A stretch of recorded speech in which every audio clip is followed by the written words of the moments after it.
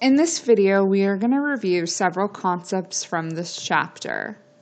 We are given the problem that Kate's pool has 15,050 gallons of water. The function represents the amount of water in the pool in X hours. So it says in X hours. So we know that in this problem that X is the hours. So that would mean that Y is the gallons of water. So I'll put that on the side so I remember that. Made a little key for me. So it says to find the x-intercept. So we know that when we find an intercept, we need to plug in 0. So to remember where to plug in 0, I say to myself, to find the x-intercept, I need to leave the x in the problem. So therefore, we are plugging in the 0 for the y. So we're going to plug in a 0 for y. And then we need to solve for x. So we are going to subtract 15,050 from both sides.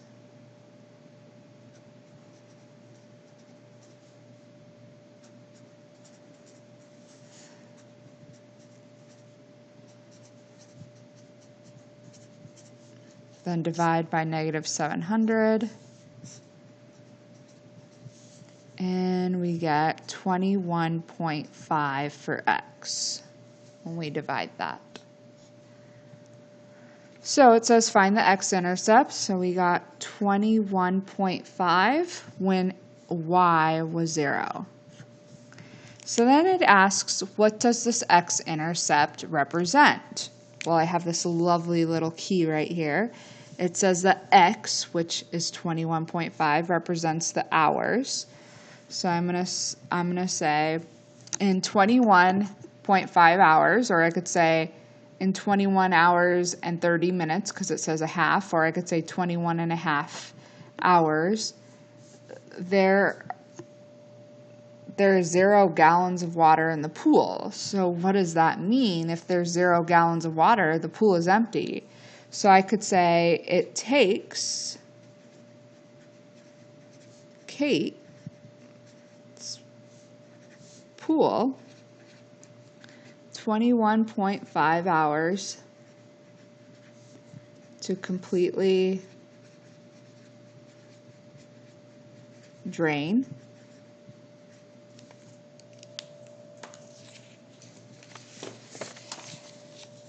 I could say in 21 hours and 30 minutes, if I prefer, the pool is empty. So anything that represents what these two numbers mean. Now, you could say in 21.5 hours, there is 0 gallons of water in the pool, but it sounds better to just say what is 0 gallons. It means the pool is empty. There's no water in it. So use real world language and explanations when you explain your answers. Saying 0 gallons is not as good as saying the pool is empty. There's no water in it. Alrighty, next we are asked to find the y-intercept. So to find the y-intercept, we take the original equation. And we know whenever we see that word intercept that we have to plug in 0. So I say to myself, I want to find the y-intercept, so I need to leave the y in the problem. So we're plugging in a 0 here for x. So plug in 0 for x. So negative 700 times 0, that's going to be 0 here. And then we would get y equals 15,050 minus 0 is just itself. So when x is 0, we get 15,050. Now, because that comma's there's 2 commas, that's confusing, so I would erase this comma right here and not put it. Now we have to explain what this means. So the 0 represents hours. So in 0 hours, the pool has 15,050 gallons of water in it. So in 0 hours, that's the original amount of water in the pool. So we could put the pool starts with 15,050 gallons before the draining begins. We could say before draining the pool begins with 15,050 gallons. Initially, the pool has 15,050 gallons. Anything that explains what these two numbers means. So we don't want to say in 0 hours because we don't talk like that. In 0 hours means it's the beginning. It starts with that amount of gallons.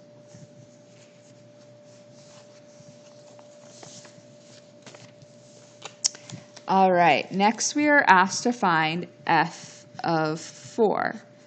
So instead of f of x, it's telling us what to plug in for x. So up here we were plugging in a 0 for x because it asked for the intercept. But now we are finding f of 4. So that means we're going to take the original equation, and instead of x, we're going to put a 4 here and compute this. Negative 700 times 4. And then we're going to subtract. And we get that f of 4 equals 12,250. So now we need to explain what this means. Well, the x is 4, so we go up to our little key. So in 4 hours, that's how many gallons are in the pool. So we could say there is 12,250 gallons of water remaining in the pool after 4 hours of draining the pool. You could say something like, after 4 hours of draining the pool, there is 12,250 gallons left in the pool. Okay, then we are asked to find the slope. So remember when we have an equation,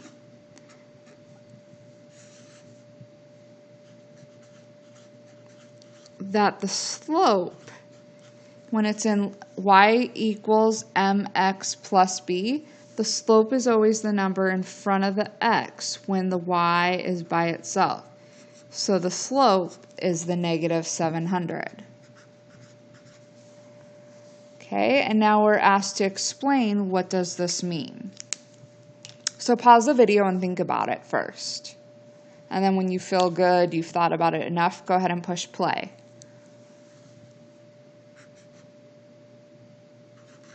So we've learned in this class that to find the slope, it's the change in the y to the change in the x. So if the slope is negative 700, we know we could put a 1 underneath any number and divide by 1. So the y value goes first in slope. So the y value is the gallons. So this is the gallons. And then the x, hours. So if we want to explain what the negative 700 means, since it's in the position of the slope in front of the x, we would say the negative represents that the pool is draining.